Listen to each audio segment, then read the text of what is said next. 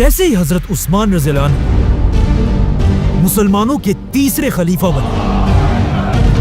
مسلمانوں کی آپس میں ایک ایسی بحث شروع ہوئی جس سے پہلی بار پوری مسلمان امت کے ٹوٹنے کا خطرہ تھا، کیونکہ یہ بحث کسی اور بات پر نہیں بلکہ دنیا کی سب سے بڑی کتاب پر تھی، قرآن۔ رسول اللہ صلی اللہ علیہ وسلم کے زمانے میں مسلمان قرآن کو عربی کے 7 بڑے ڈائلیکٹس، 7 بڑے لہجوں میں پڑھتے تھے، لیکن جیسے جیسے مسلمانوں کی خلافت پھیلتی گئی پوری دنیا سے لوگ اسلام کی طرف آنے لگے اور پہلی بار صحابہ سے قرآن سیکھنے لگے۔ لیکن اب مسئلہ یہ تھا، یہ نئے مسلمان صحابہ سے الگ الگ لہجوں میں قرآن سیکھتے تھے، جو پہلے تو کوئی بڑا مسئلہ نہیں تھا، لیکن آہستہ آہستہ کچھ نئے لوگ اپنے لہجے کو صحیح کہنے لگے اور دوسروں کے لہجوں کو غلط، اور حالات اتنے خراب ہوئے کہ کچھ مسلمان قرآن کے ان لہجوں کی وجہ سے ایک دوسرے کو کافر کہنے لگے۔ اسی طرح یہ بحثیں بڑھتی گئی اور تیسرے خلیفہ حضرت عثمان کے دور میں اپنی پیک پر پہنچی۔ حضرت عثمان کے دور میں مسلمانوں نے یہ سارا علاقہ فتح کر لیا تھا اور اب مسلمانوں کی فوج تیزی سے آذربائیجان کی طرف بڑھ رہی تھی۔ لیکن وہیں آذربائیجان میں جب ایک دن مسلمانوں کی فوج نماز کے لیے کھڑی ہوئی، نماز کے فوراً بعد مسلمانوں کی فوج کی آپس میں ایک بہت ہی خطرناک بحث شروع ہوئی، جس میں مسلمان ایک دوسرے کے قرآن پڑھنے کے طریقے کو غلط کہنے لگے اور صرف اپنے لہجے کو اصل قرآن کہنے لگے۔ آخر یہ بحث اتنی بڑھ گئی کہ ایسا لگنے لگا کہ اب مسلمان پہلی بار ایک دوسرے کے خلاف ہی تلواریں نکالیں گے۔ لیکن مسلمانوں کی اس فوج میں ایک بہت بڑے صحابی بھی موجود تھے، حذیفہ بن یمان رضی اللہ عنہ۔ جب انہوں نے مسلمانوں کو اس طرح لڑتے ہوئے دیکھا، وہ اس بات سے ڈرنے لگے کہ کہیں آگے جا کر مسلمان فرقوں میں نہ بٹ جائیں، تو وہ اس جنگ کو چھوڑ کر تیزی سے واپس مدینہ میں خلیفہ عثمان رضی اللہ عنہ کی طرف روانہ ہوئے، اور مدینہ پہنچتے ہی اپنے گھر جانے کے بجائے وہ سیدھا حضرت عثمان کے پاس پہنچے اور ان سے کہا، یا امیر المومنین، اس سے پہلے کہ مسلمان بھی یہودیوں اور کرسچنز کی طرح ڈیوائیڈ ہو جائیں، آپ اس امت کو ٹوٹنے سے بچا لیں۔ لیکن یہ کوئی پہلی دفعہ نہیں تھا کہ آسمانی کتابوں پر بحث ہوئی ہو، اس سے پہلے بھی ایسا ہو چکا تھا۔ دنیا میں 4 بڑی آسمانی کتابیں ہیں، تورات، زبور، انجیل اور قرآن۔ پہلی کتاب تورات ایک بہت بڑے پیغمبر موسیٰ علیہ السلام پر نازل ہوئی۔ جب موسیٰ علیہ السلام نے فرعون اور اس کی پوری فوج کو سمندر میں تباہ کر دیا تھا اور بنی اسرائیل کو لے کر ڈیزرٹ میں پھر رہے تھے، تب اللہ نے موسیٰ علیہ السلام پر تورات نازل کی۔ جیسے ہی موسیٰ علیہ السلام پر تورات نازل ہوئی، انہوں نے فوراً حکم دیا کہ اللہ کی اس عظیم کتاب کے لیے ایک بڑا صندوق، تابوت بنایا جائے۔ اس تابوت میں تورات کے ساتھ ساتھ کچھ اور بھی ہولی چیزیں رکھی گئی، جیسے کہ ہارون علیہ السلام کی چھڑی، The 10 Commandments اور من و سلوہ کا ایک برتن۔ یہ تابوت بنی اسرائیل کے لیے اتنا ہولی تھا کہ وہ اس کی اپنی جان سے بھی زیادہ حفاظت کرتے تھے۔ اور آخر فلسطین کو فتح کرنے کے بعد بنی اسرائیل نے یہ تابوت اپنے سب سے بڑے ٹیمپل میں رکھا، اور اگلے 300 سال تک یہ تابوت اور تورات وہی پڑے رہے۔ لیکن آخر 300 سال بعد بنی اسرائیل کے فلسطین پر ایک بہت بڑے قوم نے حملہ کیا، جن کا سب سے بڑا واریر تھا جالوت۔ جالوت اور اس کی فوج بنی اسرائیل کو تیزی سے کرش کرتی گئی،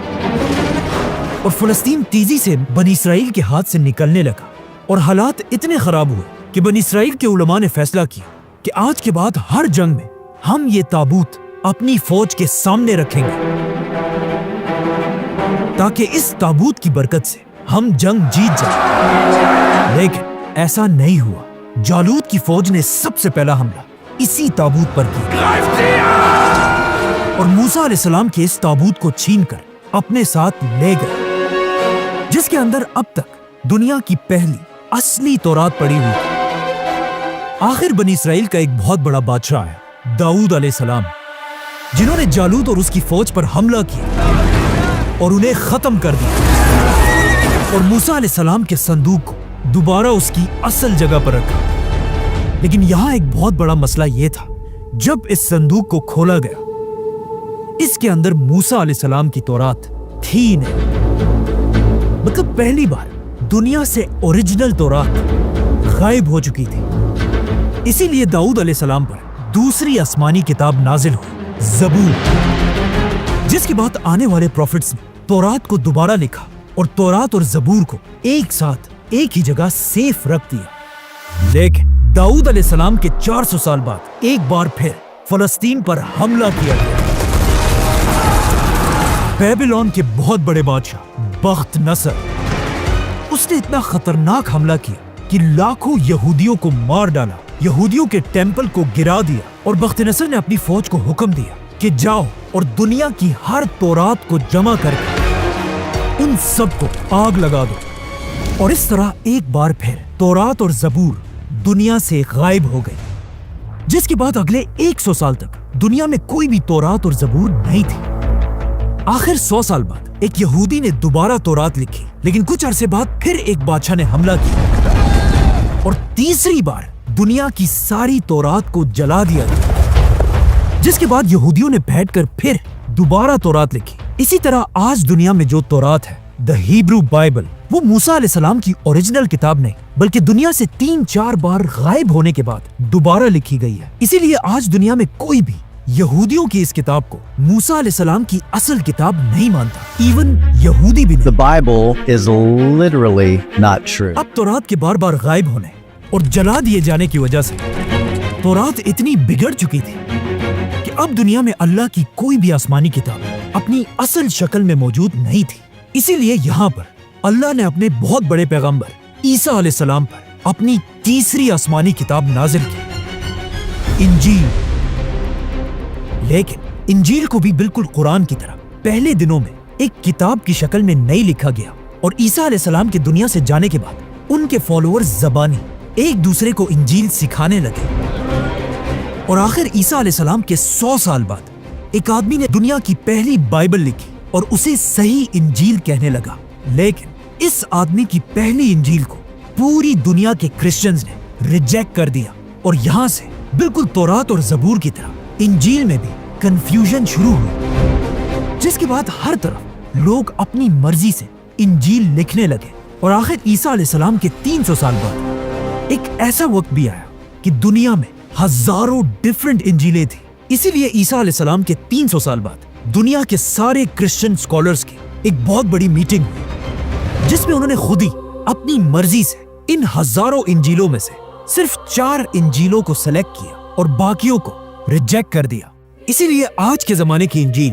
بائبل کو عیسیٰ علیہ السلام کی صحیح انجیل نہیں کہا جا سکتا، بلکہ ایون کرسچنز بھی اسے صحیح انجیل نہیں سمجھتے۔ تو اب تورات، زبور اور انجیل تینوں آسمانی کتابیں جب دنیا سے غائب ہو چکی تھی تو اللہ نے دنیا میں اپنی آخری کتاب نازل کی، قرآن۔ Muhammad,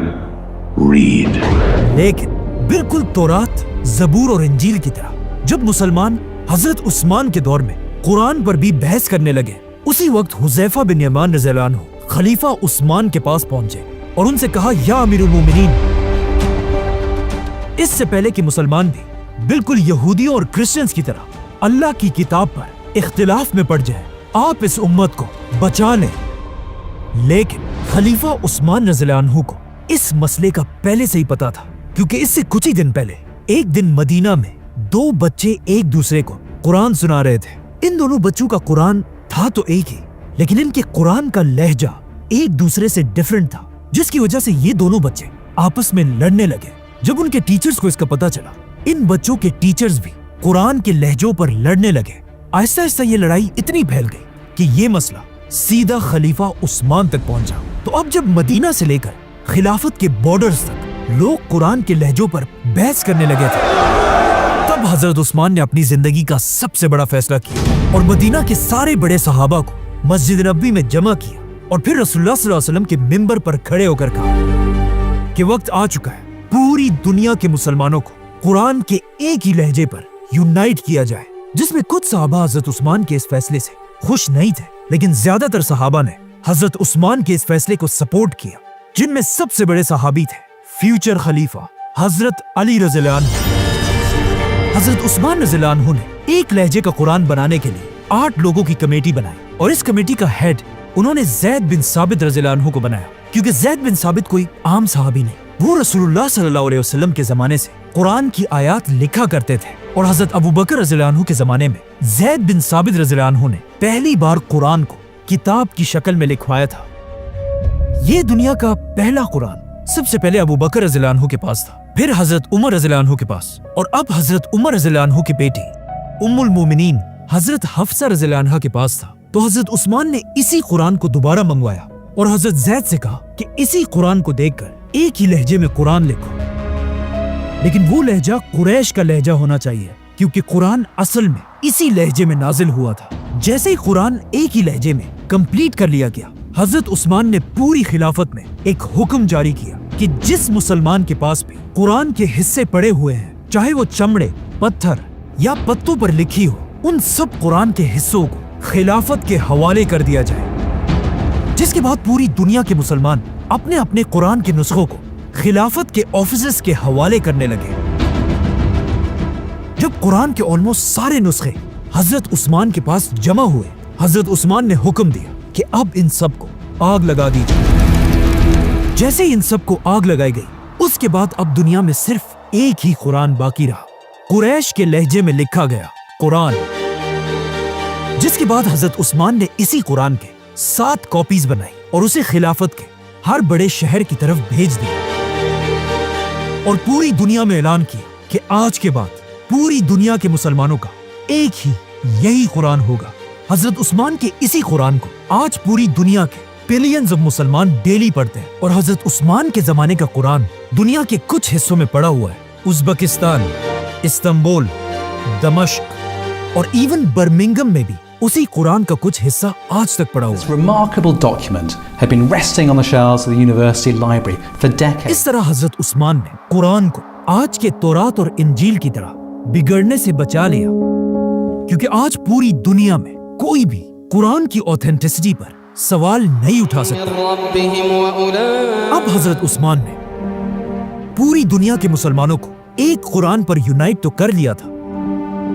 लेकिन मुसलमानों की खिलाफत जो इससे पहले बहुत तेजी से हर तरफ फैल रही थी, अब बिल्कुल स्टॉप हो चुकी थी और रोमन एम्पायर की फौज मुसलमानों को एक कदम भी आगे रखने का मौका नहीं दे रहे थे। तो अब हजरत उस्मान की खिलाफत में आगे बढ़ने का सिर्फ एक ही रास्ता था, समंदर। इस्लाम की तारीख की पहली नेवी। सब्सक्राइब।